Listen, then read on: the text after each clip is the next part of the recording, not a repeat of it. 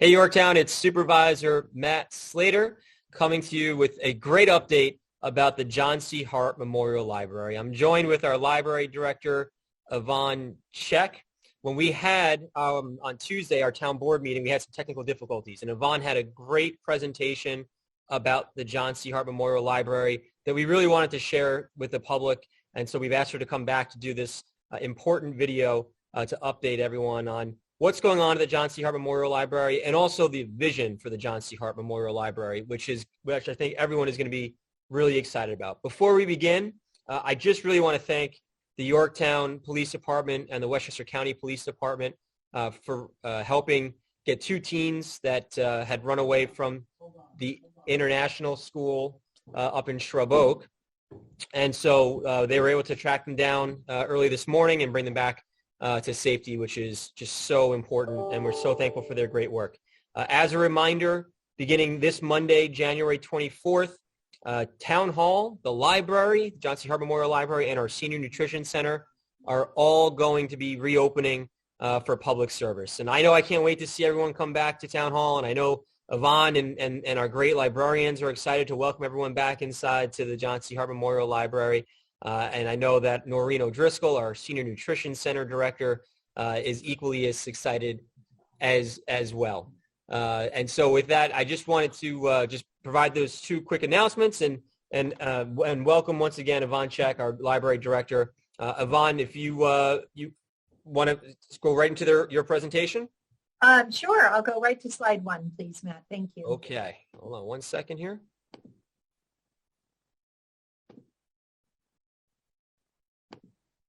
There we go. All right. So the John C. Hart Memorial Library, and we're ready to go on your cue, Yvonne. Okay. Thank you so much, Matt. And glad to hear that the teens are home safe. That's always a good message. So this, as Matt said, this is sort of a repeat of the presentation that was done at the town board meeting. And I want to give everyone a sort of state of the library, what's happening at the John C. Hart Library and where are we heading. For a little background on me, for those of you who may not know me, I have been a library director for some years now in Connecticut and at the neighboring Croton Free Library. And let me turn that down, at the Croton Free Library next door. And I came here to the John C. Hart Library in the middle of June 2021. So I've been here a little over 6 months now. It's given me enough time to evaluate the entire operation of the library. And also I grew up in Yorktown, so I've kind of come back to my roots here Full at the circle. Hart Library. Graduated from Yorktown High. All right. So next slide. As I said, had some time to evaluate the operation of the library, and I want to share some of my insights with you. I'm going to tell you how we're doing, and then I'm going to tell you where we're heading for the future. Next slide. For a little background structure, libraries do so many things, but I'm going to, as this is meant to just be an overview, I'm going to put our primary work into 4 buckets for you. So the first is the collection, or the books and the items that we lend. And this takes a team of librarians to curate the collection and to read reviews and to make sure that we're ordering books that are good quality and that and that are books that people want to read. The next bucket is our library programs, which is everything from our story times to our book clubs to our technology classes, lectures, all the things that we offer here as a library program. The third bucket is our professional service or reference. We have New York State licensed librarians that do everything from helping people figure out what book to read next to answering a wide range of reference questions and helping people with their research. The fourth bucket is service spaces. These are areas for public use within the library. So these are the 4 library facets that we manage here at the library. Next slide, please. I put together some statistics in this dashboard for you to see as sort of at a glance for how the John C. Hart Library did in the year 2021. And keeping in mind that the library was closed for 5 months out of the year, and that once the library did open, pandemic behaviors made it such that a lot of people were reluctant to enter public spaces, especially if there were a lot of other people there. So when you factor all those things in, I think we still managed to turn out some very impressive statistics. We're going to talk about those 4 blue boxes, and the first one on the left is annual circulation. Libraries love to talk about their circulation. And what that means to you is how many items we literally lent out of the library. And so again, thinking about the fact that we were closed for 5 months, although we did have porch pickup, meaning we served people while the library was closed, we were still here working, and we served people through the porch windows.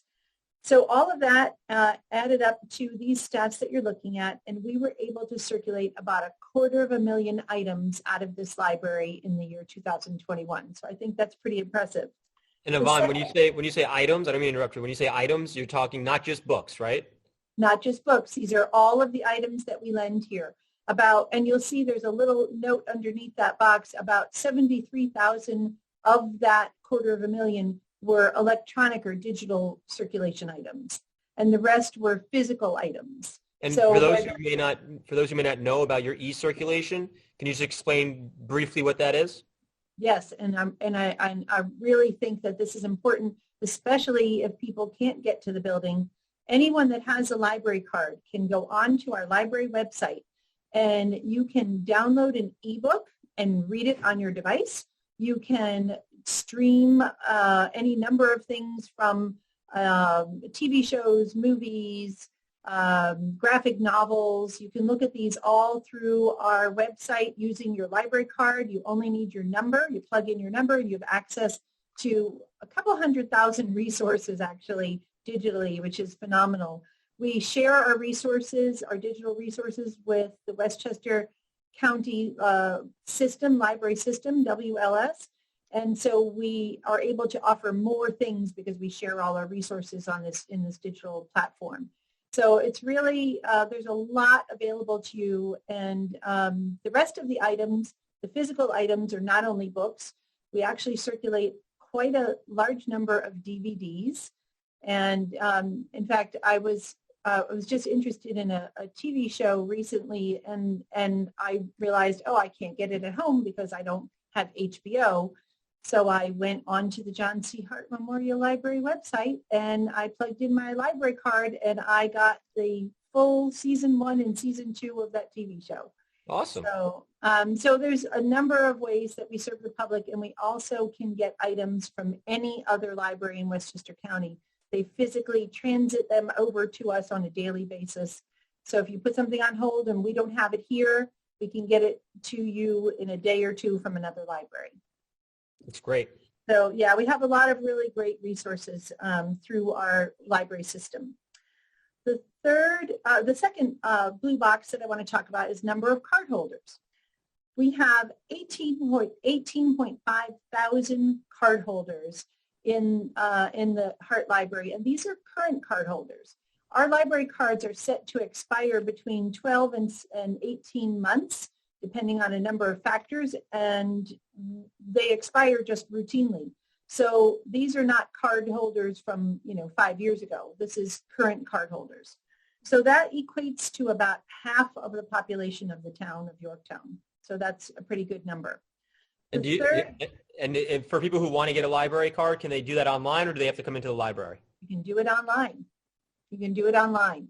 So Perfect. You just go online, go to our website. You'll see the I want to get a library card, and you just fill out the form. We do need proof of residency, but during COVID, what we're doing is letting you just get your library card, because a lot of people want it right then and there and they can't come into the library. So we're just saying next time you're in the area, just stop in, show us proof of residency, and then that just sort of makes your file official. Right. But you can absolutely get started online in less than an hour. Excellent. The next thing we're going to talk about is visits to the library. And the reason this is important to you as taxpayers in Yorktown is this is a public facility, and the public has the use of this building in a number of ways. And we had almost 90,000 of you come in and use this building in the year 2021. And that was with only about 60% of the time that we were open. So a pre-pandemic year, we would expect that number to be over 200,000 people visiting the library every year. That's the last number we're going to talk about is program attendance. This means library programs. So when we offer a story time, or we offer, sometimes we do lectures. Right now we're doing a lot of things on Zoom. When the library closes, we don't stop offering programs. We just convert them to virtual. So we had approximately 7,500 people attend programs through the library in the last year. So this is a really good sort of at-a-glance way for you to see how the library is serving the community. So we will go on to, and it's also a really great testament to the residents of Yorktown for how much they love to read and how much they love to use their public library. Yeah. We can go on to the next slide. Great. There you go. The reason I'm showing this is because it's important for people to understand that we are the 5th largest service area when based on population size in all of Westchester County. So this library serves approximately 47,000 people. That's the entire population of the town of Yorktown, plus about 10,000 residents in the town of Cortland. That's our service area size. So I look at a lot of statistics throughout the year so that I can monitor the health of the library and how are we serving the public. So I look at not only our statistics, but then I benchmark those statistics against all these other 38 libraries that you see in the county. And that's how we determine areas that we want to improve, or that's how we see where we're doing well. Next slide. So we've been working on a lot of things in the year 2021, and things that are carrying over into 2022 are, there's 4 things that I want to mention that are in progress and about to materialize in 2022. First thing is we're launching a very exciting hotspot lending program, and that's going to happen at the end of January. And this is where we actually are lending mobile Wi-Fi devices to the public. You come and check it out just like you check out a book. So you get to take it for 2 weeks. You keep it at home, and this will give people who have maybe unreliable Wi-Fi in their house, or if they've got an important meeting they need to do from home and they don't trust that their Wi-Fi is going to be available, or people who don't have Wi-Fi in their homes. You'll be able to have Wi-Fi with this mobile device, and you'll get it for 2 weeks, and it's at no charge to you, like all of our library services. So that is a very exciting thing that we're starting. And the second thing is we have heard people's requests for more program space here at the library. We get a lot of requests from the public, from Scouts groups, people who want to do knitting clubs, or host our book clubs, and we have one program space. So we have been working over the last month to rearrange some space within the library and to reclaim some office space and convert it to program space for use by the public. So that will be available starting in February. In addition to our community room, we'll have a second program space, which will be very exciting. It's great. And if everyone wants to reserve that space, how do they go about doing that? They go right on our website. In fact, I got an email right before I got on this live Facebook with you that people just go right on the website and they fill out a form that they want to use that space. And then it comes to me. I got one, as I said, 5 minutes before I went online with you, that somebody needed to do a very important meeting. They work remotely and they want to use the space. So you just fill out the form that's online, and one of our reference librarians will handle it for you. And is there a max capacity for either the new space or the space that people traditionally use? Yeah, the community room actually has, during COVID, we're trying to maintain some social distancing, so we're trying to keep the community room to no more than about 60 people. And in the downstairs space, that will be the new program space. Actually, it was the original community room that I heard. It was the original community room for the library a few decades ago. And so we're just sort of reclaiming it and reusing it as that again. But that space has a capacity of about 40. Okay. Wow. Great. So good sized groups that can come in and utilize the spaces here at the library. Groups. Yeah. Fantastic. Should be really helpful for the community. We also took advantage of a New York State construction grant, matching grant, to have the entire building rewired to update our very outdated wiring that we had here. And we were starting to have issues with not being able to have enough bandwidth, and our computers weren't going to be maintained anymore because the wiring was so outdated. So we took advantage of this grant. The building was rewired in December.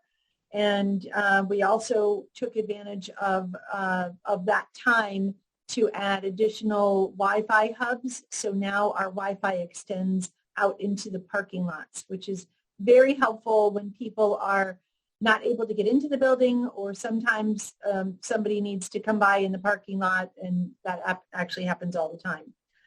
The last thing that I'll mention on initiatives that are sort of carrying over from 2021 is we are implementing some new programs, and one that I want to mention is it has a focus on early literacy, which we know is so critical for our children ages 0 to 5.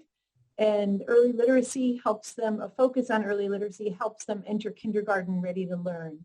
So we are launching a program called 1,000 Books Before Kindergarten. It's a national program that we are going to be facilitating here through the library. We're going to be offering incentives and providing reading logs and certificate of completion when they finish the program. So that will be launching soon as well.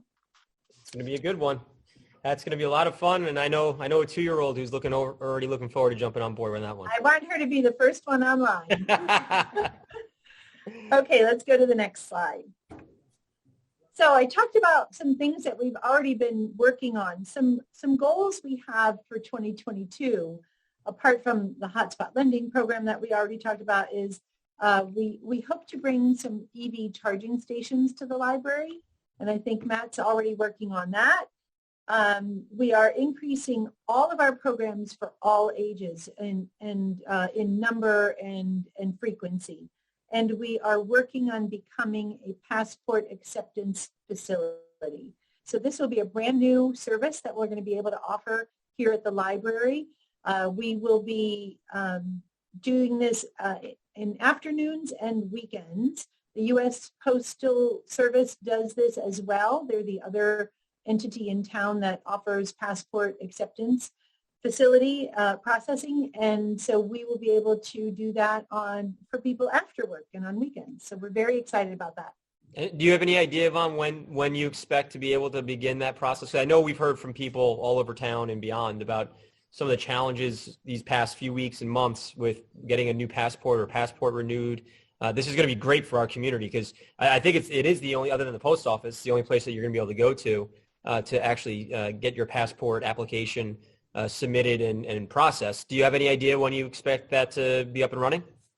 We have been working with the passport office out of Stamford, Connecticut. That's the one for this region. Right. And I actually have a follow-up meeting with them on Tuesday, and they've converted everything to certification. They have to certify our staff. That's the next step. Okay. And we're hoping to set that up next week. Excellent. So it'll take probably, I will say realistically, we're looking at, maybe 6 to 8 weeks before we could get it up and running. Okay. All right. Well, still something that we're going to be seeing by the springtime here in the John C. Harper Memorial Library. That's our hope. It's really, some of the timing is out of our hands because the passport office itself was also closed for some time. So right. They're also facing the same thing everyone else is facing with staff shortages due to COVID. Of course. So if it weren't for that, I could tell you more exactly. But for now, I would say plan on, spring. Looking forward to it. Okay, let's go to our next slide.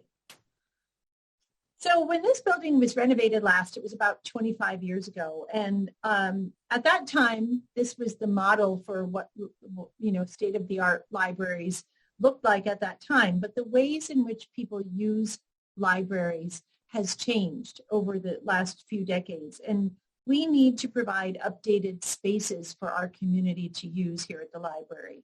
We know from research on how people use modern library spaces that there are some specific needs, some things that people really want to see in their library.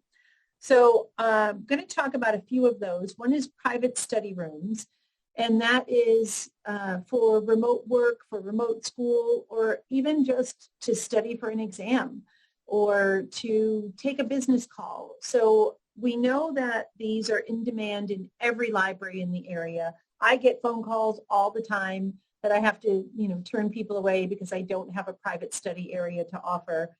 So what we hope to do is be able to add that in the future. It will benefit teens and adults, anyone who needs some quiet space to study. We would also love to create some dedicated teen space. We are walking distance to Lakeland High School, and yet we have really no comfortable space for teens where they can come after school.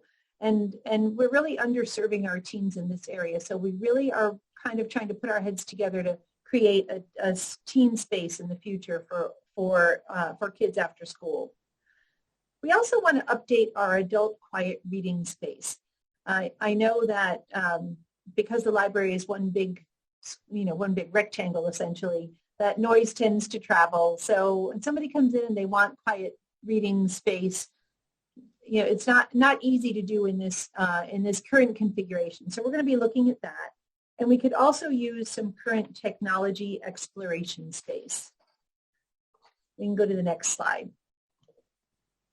So because we know that the use of public libraries is evolving, I want to show you some images of 21st century library spaces to start to think about for the years ahead. These are definitely things that we're going to be looking into in the coming months and years.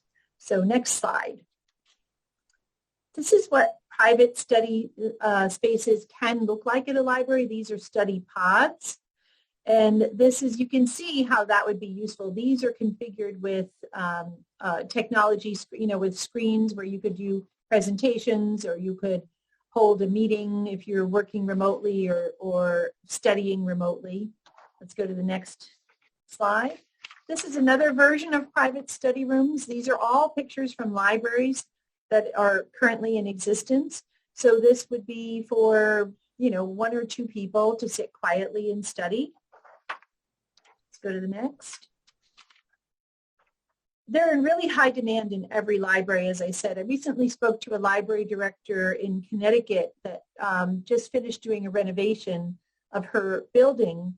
They added 7 private study rooms to their building, to their library. And the day they opened, they wish they had added 10 because there's a constant waiting list for people wanting to use these spaces. Next slide. And then I mentioned teen spaces. So these are some sample teen spaces from public libraries that are very comfortable for teens and sort of, colorful and bright. You can go to the next slide. Anyone who has a teen at home knows that they need a different kind of space. They want a different kind of space.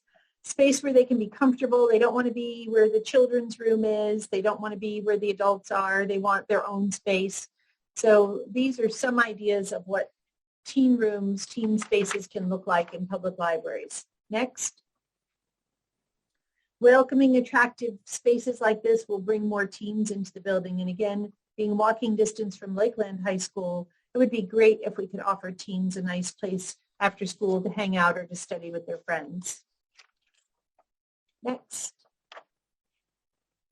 About 10 to 15 years ago, many libraries jumped into the makerspace arena. A makerspace is very simply a space where you make things. And you usually do this with technology or equipment, and people use makerspaces to explore and create things. So in libraries, this is one image of what it looks like in a library. They can house anything from sewing machines to 3D printers to Cricut or die cut machines or embroidery machines. And these are because people might have an interest in using these types of things and they may not have them in their home. And so libraries can provide that access just as we do with our public computers. Next. And this is one that's using multiple, they're having a sort of a 3D convention here, teaching people how to use 3D printers. Next slide. And Yvonne, you had talked to the board about the usefulness of 3D printers from your last library, about how someone couldn't find a part for their boat, and you were able to produce it off the 3D library. Is that correct? That is correct. So we had that was one example of the 3D printer in libraries that I've been at in the past are always in demand. And we did have one patron who had a broken some part of the motor and could not get a part for it. And he was able to find a 3D file for the part, and he sent it to our 3D printer at the library, and we printed it out, and he put it into his motor and got his boat up and running. And we also, a sweet story from the same kind of 3D scenario is we had a young boy come in who's about, I want to say he was 11 or 12, and his older sister had just gotten into medical school. So he wanted to give her a present. So he designed a 3D heart, and he put it on a pedestal because she wanted to be a heart doctor, a cardiologist. That's awesome. So he designed that and made it for her. So he was learning how to design in 3D technology while he was giving a gift to his sister. And he did that through the library. That's awesome. This slide that I'm showing you is a multi-use makerspace in a library. You can see some people are on sewing machines, some people are on computers, some people are building things. This is a space to create. Let's go to our next slide. And we can't forget, again, a quiet reading room for adults. As I said, we do get some complaints about noise in the library because we are a big open space, and the building was just designed that way as a big open room, and the sound travels. So I know that the adults in town would appreciate a quiet reading space. And there's one more slide about what another adult space might look like. These are just some images of what modern library spaces look like. And you know, we hope to be able to bring some of these ideas to the John C. Hart Library. Let's go to our last slide. And this was a recent post to our Instagram account, the library's Instagram account. You can see here one of our young patrons doing her very first Zoom meeting. And in the background, it's one of our librarians doing a story time. And so her family posted that this was Sophia's first Zoom meeting and enjoying one of the library story times. Libraries are definitely evolving. There's no doubt about that. Let's go to our last slide. And so I just want to thank you for allowing me some time to share with you what's happening here at the library. I look forward to coming back to you in the future and share with you how we're continuing to transform the library to meet the needs of the Yorktown community. Awesome. Well, Yvonne, thank you for your leadership and for your vision. It's great for people to be reminded about the great services that are at the John C. Hart Memorial Library. Even your e-circulation section, where people can go right online and download all these things right at your fingertips. You know, it's important for people to be reminded of that, to know the services that are right here in our library, but also see the exciting direction that we're going to take it. And I know I'm really excited about what the next chapter of the library is. Like you said, we've already been in touch with some folks about some EV car chargers. I know that we've already had conversations. Just yesterday, we were researching. They had like these modular pods that we found that look very similar to those study rooms. So, you know, there's just a lot of excitement and energy, and I really appreciate your leadership in this. And it's going to be an exciting time for the library, which has been a part of this community for decades and is so instrumental in our community success. So thank you so much for all you're doing for us. And thank you for your support. And we look forward to having the public come back in on Monday. Hey, Yvonne, if someone has a question, what is the phone number for the John C. Hart Memorial Library to get in touch with you? It's 914-245-5262. Call that number and we will help you with anything that you need. Great. And as always, you can connect right on to the John C. Hart Memorial Library, and you can do that either directly or via the town's website. Yvonne, for people who want to go directly to the library's website, what would that be? You can go to, if you type in either Yorktown Library or John C. Hart Memorial Library.org is how you'll get us. Perfect. Well, again, we'll continue to provide this exciting information to our residents so they understand all the great services that are going to be available at the John C. Hart Memorial Library. And I'm really looking forward to the Wi-Fi loaning program, which is going to be great. And like I said, I'm going to bring my 2-year-old over for that 1,000 books. We're counting on it. We're counting on it. So we'll I'll see. throw in one last plug if I can, just because of our circumstances with COVID. We do have a homebound program that is really, really helpful to people who are homebound for any number of reasons. You can, again, go to our library website or call us at 245-5262, and we'll connect you with our homebound specialist. And that will be someone who will either curate some items to bring to your home, or we'll ask you to fill out a form, and you can tell us what you'd like us to bring to your home. And we have volunteers who drive them out to the houses. That's great. And I know that's something you're going to be, not this month, but maybe in March, be speaking to the Senior Advisory Committee about to help reintroduce the services of the library to our seniors and our elderly members of our community. But, that homebound program is so important, especially as we continue to come down the peak of this latest COVID surge. It's still going to be very helpful for a lot of people. So thank you for that. And thanks for giving me some time today. You enjoy, Yvonne. Thanks for all you do for the town of Yorktown. We appreciate it. Thank you. All right, Yorktown. Again, Supervisor Matt Slater, it was just another example of some of the great services that our staff continue to work on here for the entire community of Yorktown and beyond. So we're going to be doing this more often by providing our staff time to reintroduce you to the great services that we have here in the town of Yorktown. And the John C. Hart Memorial Library, clearly a leader in so many different ways, innovating with an exciting vision for the town of Yorktown. So make sure you stop by either this weekend for their porch pickup, and then, of course, go enjoy the inside of the John C. Hart Memorial Library starting this Monday, the 24th. Hope you have a great weekend. Stay safe, stay healthy, and we'll talk to you soon. Thanks.